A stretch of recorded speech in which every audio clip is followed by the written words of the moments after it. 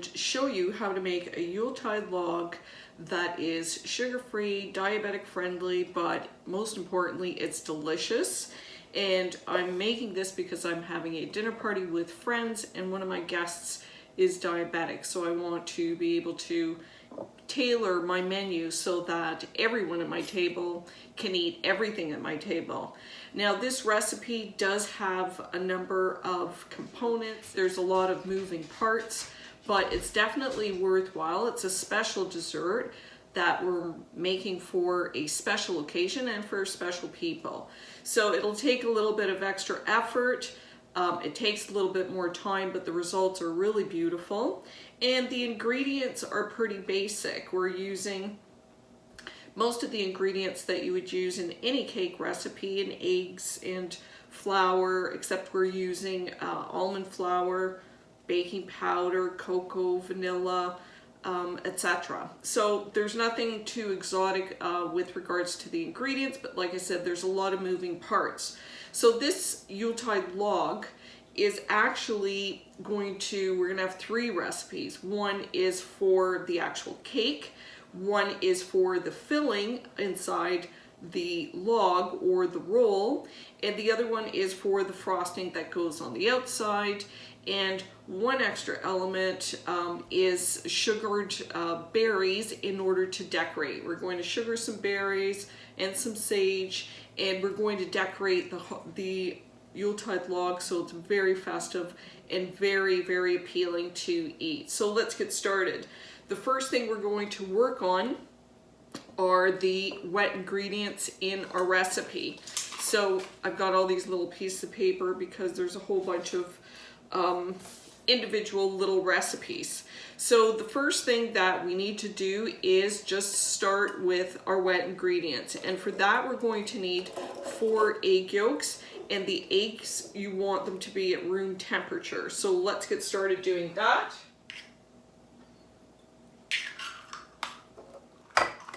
So we've got our 4 egg yolks, and we want to reserve our egg whites because we need to beat these with some sugar into stiff peaks, and we're going to fold it back into our batter. But for now, 4 egg yolks. Into that, we're gonna add a teaspoon of vanilla,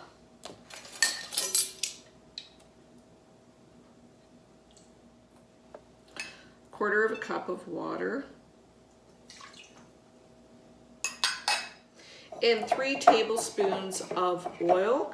And you want to use a light oil that doesn't have a lot of flavor. I'm using sunflower oil. 3. And then we're just going to whisk that together. That was easy. And then to that, we're going to add our dry ingredients. So we're just going to sift right into the wet. And for that, for the dry ingredients, we're using 2/3 of a cup of almond flour. We're using 1 tablespoon of unsweetened cocoa powder.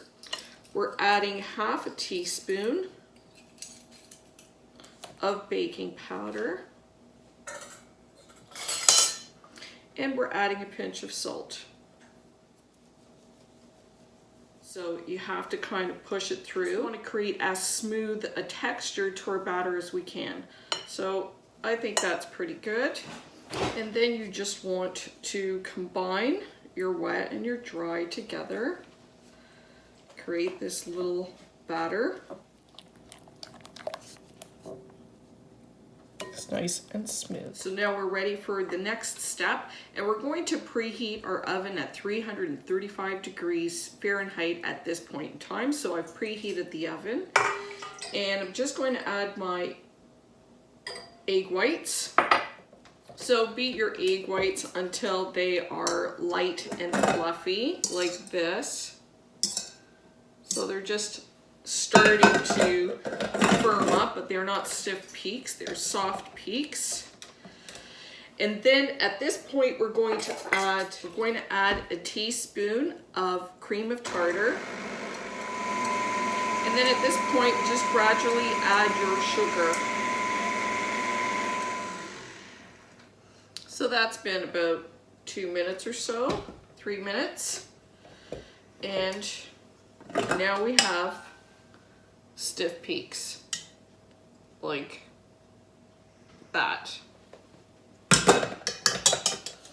And then at this point, we're just going to first add about 1/3 of the whipped egg whites and just fold them into your mixture. You want to fold it enough to combine it without totally deflating the egg whites. Just to lighten the batter enough so that when you fold in the rest of your egg whites, they won't totally deflate. You want to keep as much air in those egg whites as you can so that our cake turns out really nice and fluffy.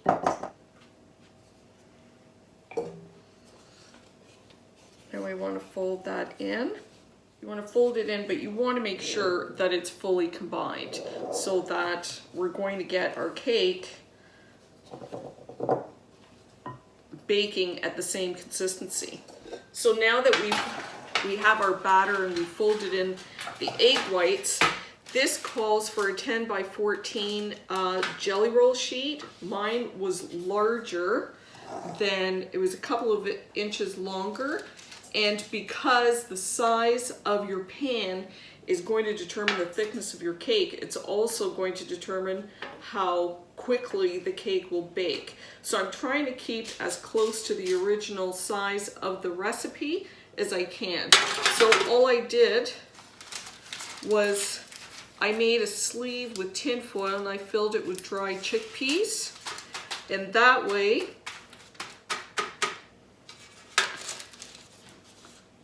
it's shortened my pan by about 1 inch or 2 inches, which gives me a more of an approximate size. And we're just going to pour our batter in.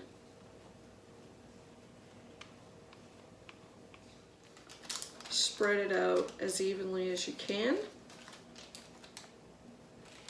Just spread it out a little bit more carefully on this side. And it's not going to be a perfect line at the end, but it's going to look like a tree anyway, so it can be ragged. And then you just want to tap your cake, make sure it's perfectly flat like this. And now I'm going to put this in my oven for 18 minutes. Next, we're going to make the filling for the inside of the roll. And all we're going to need is 1 cup of heavy whipping cream, that's 35% cream. And we're going to need 1/3 cup of sugar alternative. And I'm using monk fruit sugar, and you want it powdered, a fine powdered. So I took my granulated monk fruit sugar, I put it in my food processor and turned it into a fine powder. So first we're going to add our cream, and we're going to start to whip this. Then we're going to add is a teaspoon of vanilla to add some flavor to the interior of our cream. But you can change this if you wanted to add mint, to make it a mint flavored cream on the inside of your roll, or you could use orange extract, or you could use any kind of extract in order to flavor the inside of the cream. But for today, I'm going to be using vanilla. So you want to also have your whipping cream chilled right up until the last minute before you beat it. So now I'm going to beat it until I start getting some nice peaks. So I've got some nice soft peaks. And now I'm going to add my sugar slowly.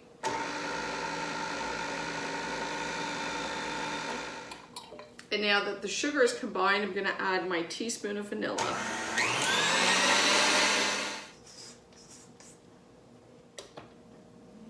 So now I have some nice, thick, creamy filling. I'm going to take my filling, I'm going to put it in a plastic bag because I'm going to cut the corner and then squeeze it out onto my cake.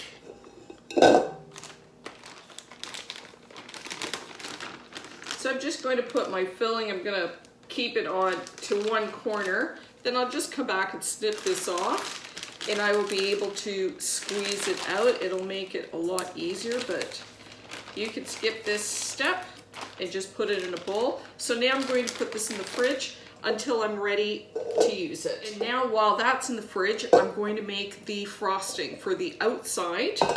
I'm not even going to bother washing my bowl because it's just egg whites and sugar. So for my frosting, I'm going to need 6 ounces of cream cheese. I'm going to need 1/3 cup of unsalted butter, and both of these at room temperature and soft. I'm going to use about 3 tablespoons of cocoa, a teaspoon or so of vanilla, and 1/2 cup of powdered monk fruit sugar, or whatever sugar that you're using. If it was some sort of granulated sugar, pop it into your machine and whip it up because you want it in a fine powdered state because it dissolves much quicker and creates that creamy icing. So first, we'll just break up our cream cheese.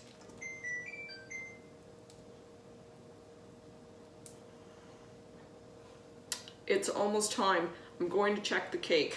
So I set the timer for 18 minutes, so let's take a look at the cake.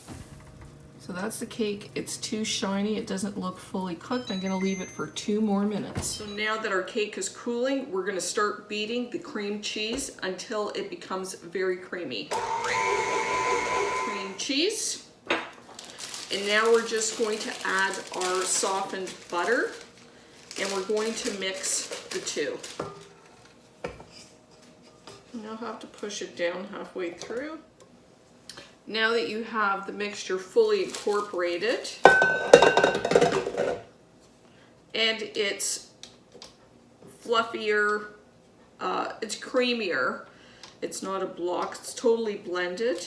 Now we're just going to add a teaspoon of vanilla, and we're just going to add 3 tablespoons of unsweetened powdered cocoa to our sugar. Just give it a little mix. Whoops. Give it a little mix, and we're going to slowly beat that into the cream cheese and butter.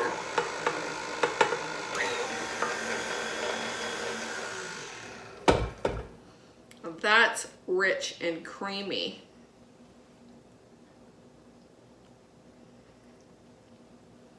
That is delicious. Frosting is actually, it's very, very thick, and if you want to loosen it up and soften it a little bit, you can add 1/4 teaspoon of whipping cream at a time just to loosen it up and make it a little bit creamier. So I'm going to add a drop or 2. So I'm just going to add 1/4 teaspoon of whipping cream just to loosen up the frosting a little bit. I don't want to make it soft, I just want to make it loose. I added a teaspoon of whipping cream, and I think I like the consistency of it. I think it's going to spread easily. So now that I've got my frosting, I'm just going to cover it with a bit of saran. I'm just going to leave my frosting sit out to the side. And now we have our jelly roll. We can remove our beans. I forgot to mention, keep the bag that you used to pipe out the filling for the interior of the cake. We're going to use this to pipe out the filling for, or the frosting for, the exterior of the cake. So we're going to keep that off to the side. And I forgot to show you how to actually flip the cake. So what I did, you need 2 cookie sheets, 1, 2. This is the one that I baked my cake in. We'll use my dish towel just to demonstrate. So our cake is in our pan. You want to take another piece of parchment paper and lay it over the cake. And then you want to take another pan of equal or larger size is better. Put it on top.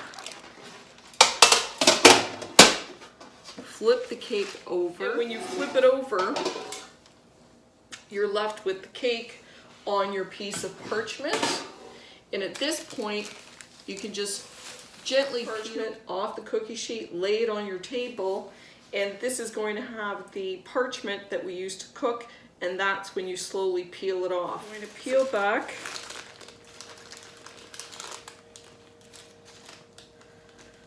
Parchment paper.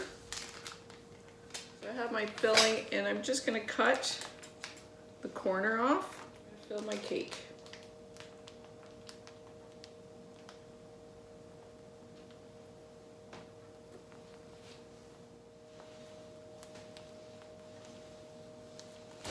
And this is a very delicate kind of cake, so you just want to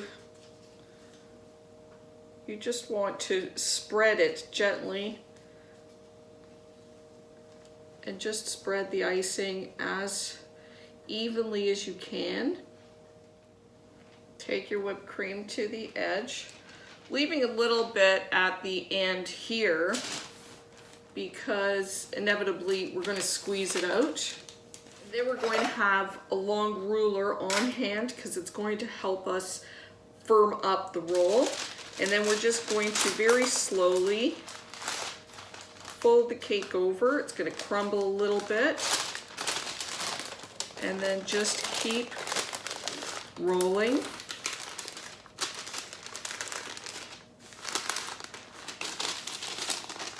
And you just want to roll gently, make sure the cake is crumbling a little bit, but you're just pulling it forward. So you're just pulling it forward and just rolling it gently.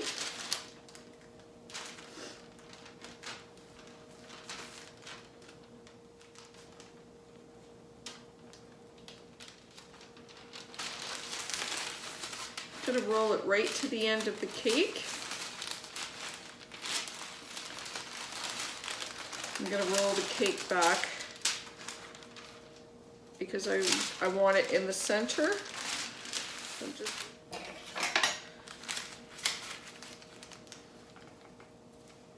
by using the ruler against pulling the paper out from underneath, that you have a perfect log. And then all you want to do is gently roll it. Gently roll it, and I'm going to cover the sides up with a little bit of, then I'm just going to seal it in plastic. Sides. And now I'm going to very gently put this in the fridge, and I'm going to let it firm up for 1 hour. So I'm going to put it on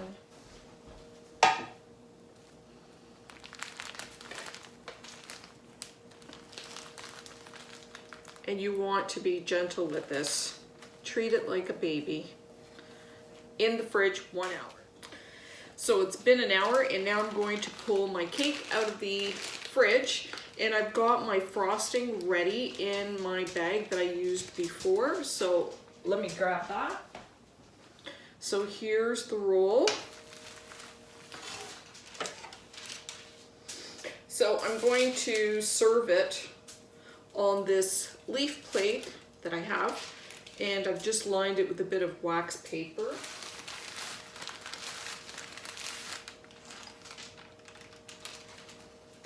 It looks great. It's cracked, but it has set. Roll it right off my plate. And I'm going to take a really super sharp knife, and I'm just going to cut it on the diagonal. So I'm just going to cut this piece off.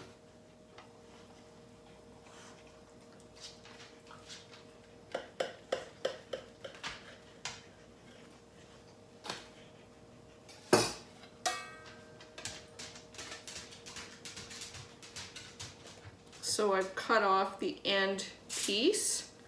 You can see it's a triangle. And I have my log cut on the diagonal. And I'm going to attach my stump down to the bottom. We have our log and we have our little stump. And if you look at it this way, you can see that it looks like a tree stump.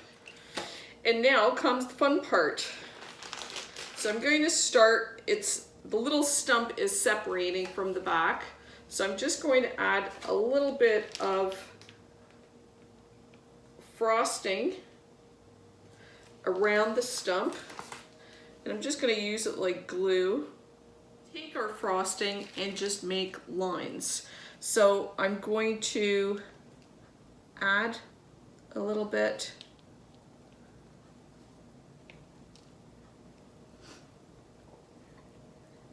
Since that stump is growing that way, and then I'm just going to start in the middle.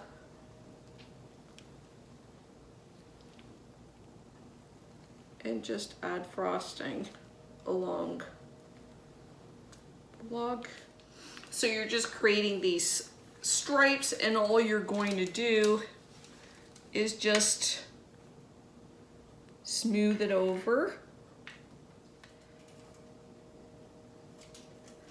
It just creates some ridges. So now that we have our cake iced, it's looking really beautiful just the way it is. But now we are going to embellish, and we're going to embellish it with some berries. And all I've done, I've created two types of berries. My sugar cranberries, just using a little bit of monk fruit syrup, which is equal parts of monk fruit and water, just heated up. And then these berries that are very glossy, all I've done is melted a little bit of my sugar-free jam, dipped the cranberries, and then let everything set overnight. I've also got some sage leaves, and that is going to be my branches. I've crystallized some sage leaves, and it's a little tricky to do, but it definitely works. So for the crystallized fruit, you just want to, I've got some cranberries. They were frozen, they've just defrosted. And I've just got a little bit of my monk fruit simple syrup. So you're using such a small amount, you want like a couple of tablespoons of the monk fruit sugar with a couple of tablespoons of water, heat it up until it's dissolved. And then all you have to do is dip your berry into the solution and basically just get it coated. Whoops. And then just drop it in some dry monk fruit sugar, roll it around, and you get, and then you get this little crystallized fruit, and then I just put it on a rack and I let it dry overnight. For the glazed fruit, I just took a tablespoon of my sugar-free, I actually used the sugar-free wild grape jelly because I think the color is really beautiful. You'll see. 10 seconds to melt a tablespoon of your sugar-free jam. And then you just want to dip your berry in just roll the berry around in that grape jelly, and you get this very beautiful glossy berry that has an amazing color. And then I just put it on the rack and I let it dry overnight. So we've got our berries that are dried up, and I've got some fresh sage leaves, so I'm going to be decorating with the sage and the crystallized berries. And at this point you want to just dust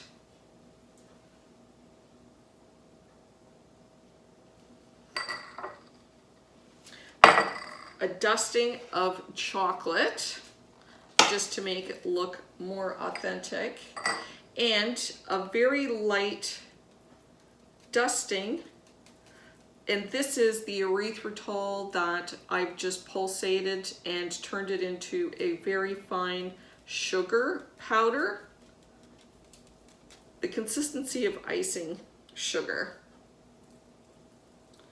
And this is your snow. Now, if you are going to add the powdered sugar and the cocoa, you want to do it close to before you serve it. You can't do this in advance because it will eventually melt and it'll disappear. So the nicest time to add the powdered sugar and the cocoa is to decorate it just before you're serving it. If you're doing it in advance, I would dust the cocoa, but I would leave the white powdered sugar to the very end. And then it's just a matter of decorating. And just place your berries wherever you think they look good. The berries that you dip in the jam, they just have like a little shiny glaze on them, or a glazed coating. But it's nice because when you actually bite into the cranberry, which is very sour, that definitely sweetens things up.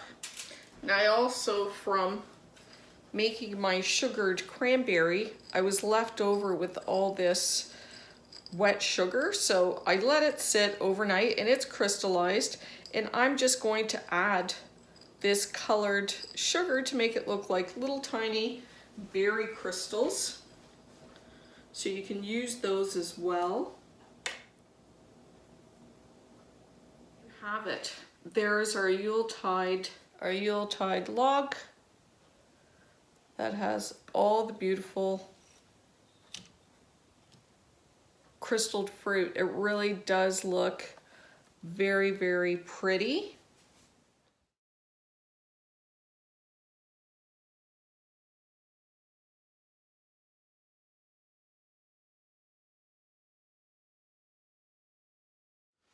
I don't want to ruin my design, so I'm just going to take a little tiny sample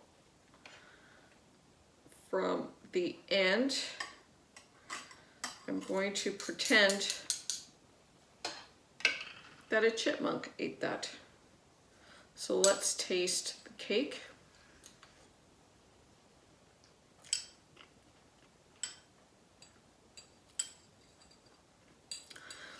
It is delicious. It's very moist, it's very light, but it's full of flavor. You can taste the cream cheese with the chocolate. It tastes great. So there you have the Yuletide log, totally sugar-free, diabetic friendly. This is not only beautiful to look at, especially for the holiday season. It's going to look fantastic on the table, but it tastes delicious. And this way you're not excluding anyone. You are just creating a beautiful dessert that all of your guests can eat and enjoy. So if you try this recipe and you like it, I hope you share it. Happy holidays and happy eating.